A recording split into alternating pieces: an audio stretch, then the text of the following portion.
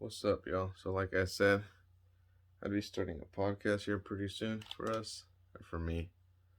Uh, Probably not so much a podcast, it's more like calling good fights, seeing what I see, seeing who's gonna win, making some comments on certain fights. Then out of the ordinary, I guess, that people aren't already doing. But yeah, so let's rock and roll. Let's start off with tonight. What is it today? May 20. What's today? 29th? Today's May 29th. On the menu, the UFC has a fight card. David Haney versus Jorge Linares has a fight card. Another one you might not know about is, I hate saying these people's names. I fuck it up all the time. I fuck up their names up all the time. But Nordine Obuli versus Nonito Donier. And I believe one of these guys is a two-time Olympic world champion. Not too sure, but I think so. Yeah. And then fight that's not happening tonight, but it's happening on for Bellator in the near future is Douglas Lima versus Yarzanlok Amoska. That one has some good fights on there. Good fights. All right. Let's start with what most of my coworkers like to talk about, which is the UFC. UFC has pretty good, decent fights on tonight. Some that I'm excited for that I just, how would you say? Eager to watch.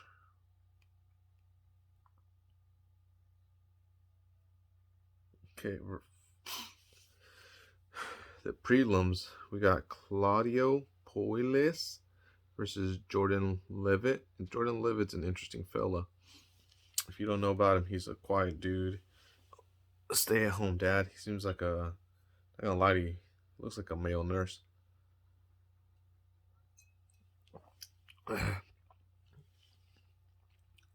And I went, because it's sour. It's lemonade. Then we got Sean Woodson. Oh, and if you didn't already know, I'm going for Jordan Levitt. Sean Woodson versus Yosil Zala. Let's see. I gotta give this one to Sean Woodson. He's a good fighter. He's got good stand-up. But I wouldn't put it past Zala. The next fight they're having on is Mariana Moros.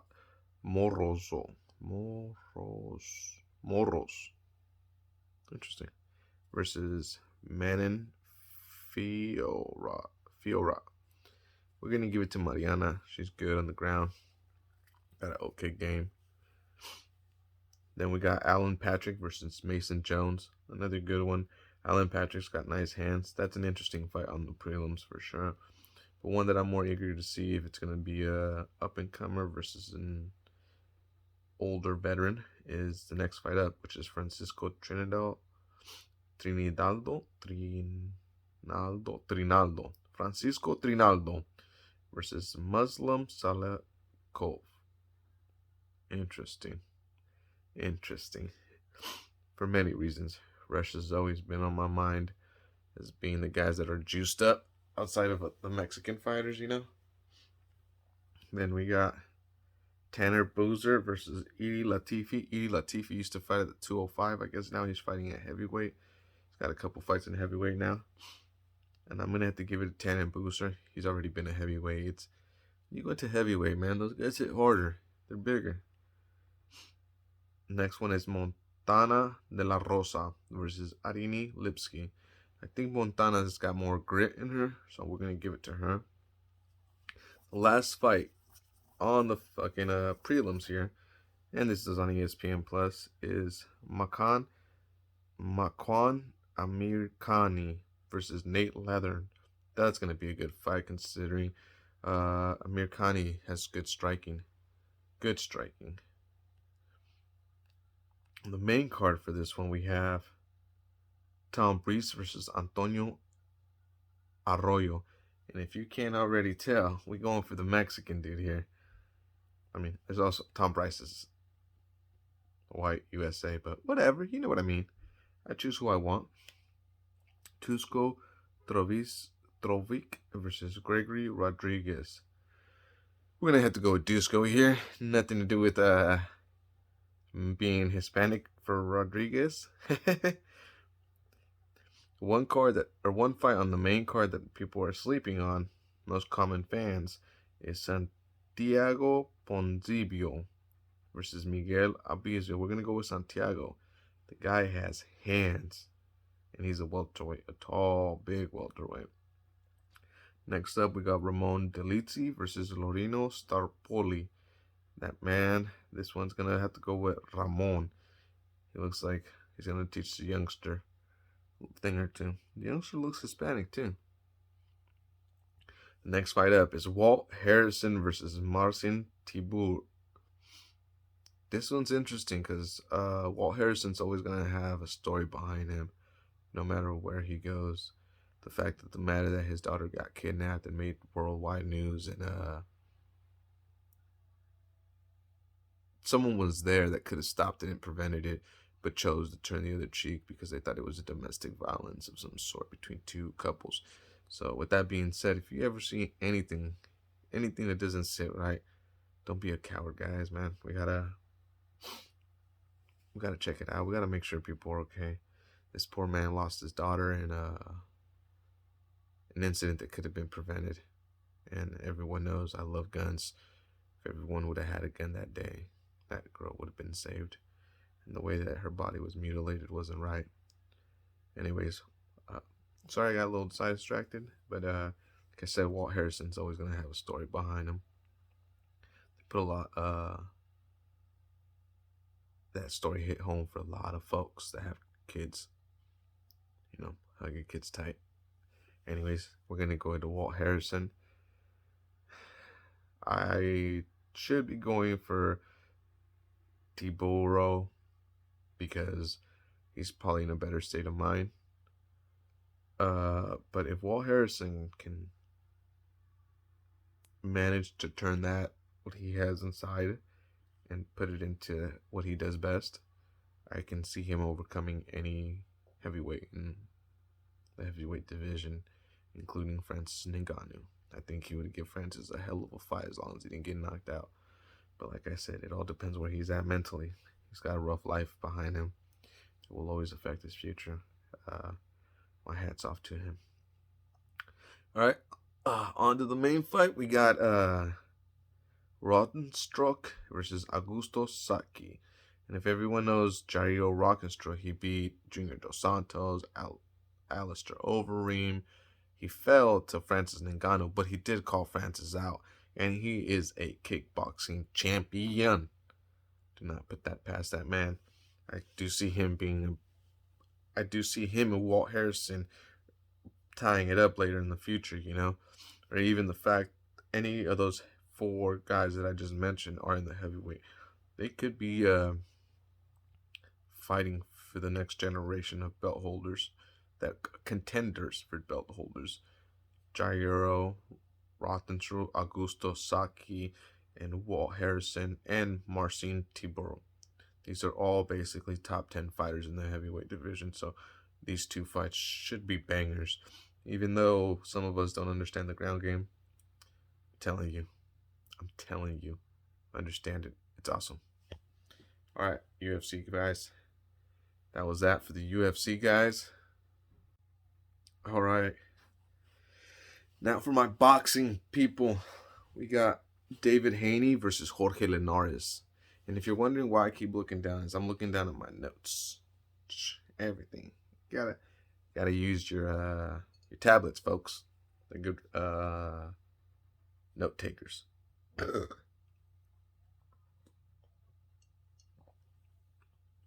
Okay.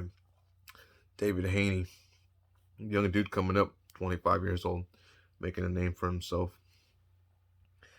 After this fight, he should be fighting someone like a Ryan Garcia, a Tank, um, a Lomachenko. No, well, these guys, yeah, Lomachenko's of the division, maybe. Uh, whoever the hell that guy was that just beat Lomachenko that doesn't want to give him the rematch. I'm trying to blink right now. Speaking Lomachenko, Jorge Linares already fought that man. And one of the 5 losses Jorge Linares has came to Lomachenko. With that being said, with that being said, he's a great fighter. 5 losses. He has probably like a 60% knockout rate, but so does Haney. So does David Haney. Let's see. What else can we say about these two guys? Who do I think will win? Which is the most important thing. Not that who I think is going to win, but who's going to win is the most important thing here. We got to remember that they're both orthodox fighters. I would give this to... I want to give it to the Venezuelan because he's just a warrior. A fucking warrior. He's the first man to ever drop Lomachenko. Remember that. He's only 35. Some people feel that for boxing, 35 is already in the upper class, as, you know, walking out. Whereas David Haney's 25 and he's walking in. If you know what I mean. By walking in and walking out, I'm talking about prime time. You got a prime time as a boxer to be a supreme boxer. And in the boxing careers, it always seems that once you get into 33, 34s, you start walking out of that prime. 25, you start walking into it and maturing. But it also depends on the fighter. So, with that being said, will experience take this? Will David Haney fall at the hands of Jorge Linares? And Niño de Oro, will he just be a dream for the dream? David Haney. I don't know. Now let's see. Do we go with the Californian kid, David Haney, or the Venezuela man? Do we go for the young man in David Haney? Or do we go for the veteran and the 35-year-old? Do we give it to the man with the more experience at 18 years to the man's 5? These are questions we have to ask ourselves. Granted, experience does matter, but so does Father Time. Let's see. Mother Nature's also a bitch. You never know what Mother Nature would want to do to a man's body. COVID-19, for example. Neither one of these guys has reported for COVID positive, so I don't think they'll have a problem in the cardio unless they've been slacking in the training. And both guys don't seem to be those kind of guys that would slack. That being said, 25-0 versus 47-5. We have David Haney fighting 200 days ago. Jorge Linares almost 500 days ago that he fought. I'm going to go with the younger man, the American, David Haney. I got to put money down. David Haney's where it'll be at. All right. On that card, we have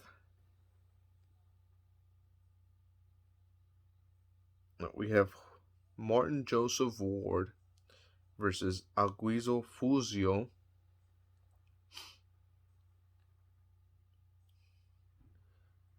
And that would be at the super featherweight division. We have a middleweight division, which is Shane Mosley Jr. versus Jason Quiggy. A lot of people don't know this, but Shane Mosley Jr. is Shane Mosley's son. And you will see Shane Mosley there. We have for a belt in the women's super lightweight 140, Chantel Camero versus Melissa Hernandez. Melissa Hernandez probably stands a good chance in this. And it is for the WC World's female title. At 147, we have Rashad Meaty versus Ryan Pino. 147 is an interesting division because that's the Errol Spence's, Danny Garcia's, Mikey Garcia's, the Shane Porters, the Manny Pacquiao's of the division. That's them, you know. Keith Thurman's there.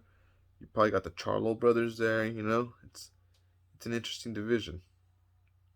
No, Charlo brothers are higher, I think. Yeah. Anyways, you got now we got Rameli Ramal Ali versus Mika Ali Nibble at super bantamweight. Then at light heavyweight, we have Khalil Cole versus Nathan Tudd. Nathan Tudd. It's gonna be an interesting one. It's hard to say who's gonna win those because, like I say, some of these boxers don't fight often enough to keep track of them. But I'm trying. I am trying. Fights that I want to see on that, probably Shane Mosley and David Haney one. The Shane Mosley versus Jason Quiggy and Jorge Linares versus David Haney. All right, y'all. That being said, that's it for tonight on the David Haney. All right. Now on the, I hate these fucking names. Nordine Obuli versus Naito Danier. Who will win and who will take it home? Who will give it to the champion? The world. Hold up. Will we give it to the undefeated two-time Olympic champion and Nordine Obula? Or do we give it to the Filipino Flash, Natito Donaire? It is an interesting, how would you say, situation we got here. Oh, shit. What the fuck did I do? Oh, there it is. Yeah, it's going to be a good one. Definitely going to be a good one. A lot of punches will be thrown. I'm going to have to give it to our younger man, the undefeated man. Oh, you son of a gun. In the France, Nordine Abduli. Oh, bully. Let's see who's on the card for this. At super lightweight, 140 division, we got Supreme Matiz versus Patrick Chukaba. At the same division, we have Gary Russell. Now that's a fight. If you know who Gary Russell is, you know you want to go in for this one. Gary Russell versus Jovine Santiago. Don't know who the fuck that is, but Gary Russell. We are familiar with that name around here. In the same division, Luis David Salazar versus Kevin Johnson. At the 118 division, Alejandro Santiago Barrios versus Juan Gabriel Medina. Then at the light heavyweight division, 175, we have Antifi Oltre versus Larry Pryor. Featherweight division, we have Ray Diaz versus Sergio Antonio Gonzalez. Oh, yeah. So it's gonna be interesting. Let's see where this one goes.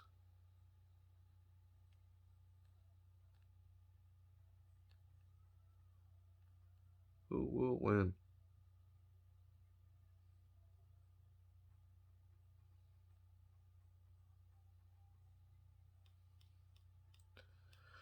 It's going to be a good fight. Don't have much to say on those guys, but it's going to be good.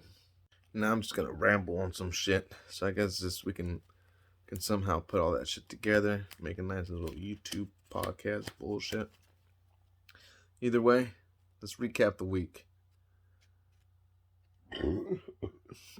Oh, sorry about that.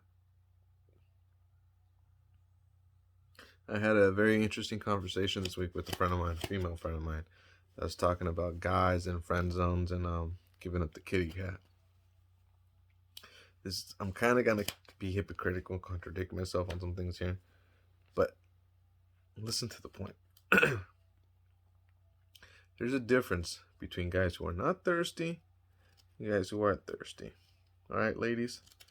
This also for the guys. Don't be thirsty. Focus on yourselves. Some of you chicks, and I'm saying this because I heard the conversation this week, will be messing around with the ex-boyfriend. Granted, you're talking to another man, Man, what the hell? Ain't nothing wrong with that. You're free to do as you want, but don't expect to have 1950s kitty cat and expect a 2021 price. You know what I mean? Don't expect to have the real guys flaunting all over you, and then once these guys walk away because they've realized the situation that they've got themselves in, you want to step and take a look at the nice guy who you rejected at first, who was in your DMs, who was trying to get your attention and trying to be nice. I'm not that guy. I'm the asshole, not the one that walks away. Oh shit. But the one that doesn't call. But I tell you I don't call. I'm not gonna call. You know, I'm pretty honest about that shit. I'm a busy dude. Anyways. So I overheard these two girls talking. One girl was telling the other girl how when she's feeling in the mood, she'll contact the ex-boyfriend and give him the kitty cat.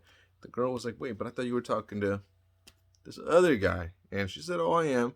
She said, wait, but why didn't you give him the kitty cat? And she said, well, then he'd think that he can get it whenever he wants. I thought that was the dumbest shit ever.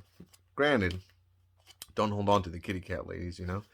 Yeah, we're all getting old. You know, drop those granny panties and let's do something. Why wait? We're only going to get older. Eventually, that thing's not going to work. This thing ain't going to work. So, you know, why bullshit? Just, as I always say, keep your sexual activities to yourself. Don't let them out to the world, because they don't seem to turn out great all the time, unless you're Kim Kardashian or some kind of celebrity that's just looking for attention. Anyways, she said the conversation kept going on, and I disagree with both the women. They both said that the other one started agreeing and said, you know what, I should do the same thing. But as my dad always taught me, once you throw out the trash, why are you still messing with it, man? Why are you still playing it? It's out, it's out. No need to keep fucking around and whatnot. But that's for another matter. Now to the guys. Don't be Sims, man. You don't know what these women are doing. But at the same time, don't try and be players. Be honest about what you're doing.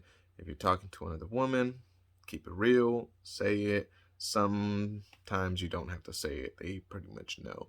But if they do ask, be honest. Because otherwise you're going to make a toxic environment, you know, for them. And then that toxic situation is going to carry on to another man. And, you know, we're all in this together. So let's not ruin a good thing. That's what I'm trying to say. Okay. As I walked away from these girls, I ended up having another conversation with a really close friend of mine who eventually I'll have here. So, because we and him have deep conversations. And we started talking about friend zones and like how these girls have friends and friend zones. And I hope you guys, girls, know that these guys are only your friends because they can't get in your panties. I guarantee you that if you were to walk up to any of these gentlemen and were like, hey, I was thinking about getting in a relationship with you. What do I need to do? How can we make this happen? I'm guaranteeing you that they're going to... It's easy. It's easy. You know, most men only want to be your friends because they can't be anything else. But they stick around like leeches because eventually there's going to be a kink in the armor. There's going to be a little crack. When that crack opens up, that's when they're going to come in and they're going to be thirsty as fuck. The thirst is going to show. They're going to creep through that crack like caulking in between two spots that need to be sealed. It's the best way I could describe it. We dudes are animals. We're vultures. I hate to say it, but that's what we are. You know, we're just animals trying to look out for our own best interest. You know, so ladies, be aware of that. Don't think that these guys in your friend zones are really your friends. They're just guys, hyenas, waiting for that armor to open so they can take a little nip. You know, you don't want to be that, girls. There's something better than that. You know, if guys tell you that they're just your friends, remember that they're just trying to get it in one way or another. Let's see. I thought that was a pretty funny thing that happened to me the other day. Outside of that, yo, I don't know. keep pushing. Don't cry about shit. Don't be so sensitive. Make friends. Talk. And if you don't like this shit, I love y'all. Now I'm just gonna ramble on some shit. So I guess we can somehow put all that shit together, make a nice little YouTube podcast bullshit. Either way, let's recap the week. Oh, sorry about that. I had a very interesting conversation this week with a friend of mine, a female friend of mine. I was talking about guys and friend zones and giving up the kitty cat. I'm kind of gonna be hypocritical and contradict myself on some things here, but listen to the point. There's a difference between guys who are not thirsty and guys who are thirsty. All right, ladies. This also for the guys. Don't be thirsty. Focus on yourselves. Some of you chicks, and I'm saying this because I heard the conversation this week.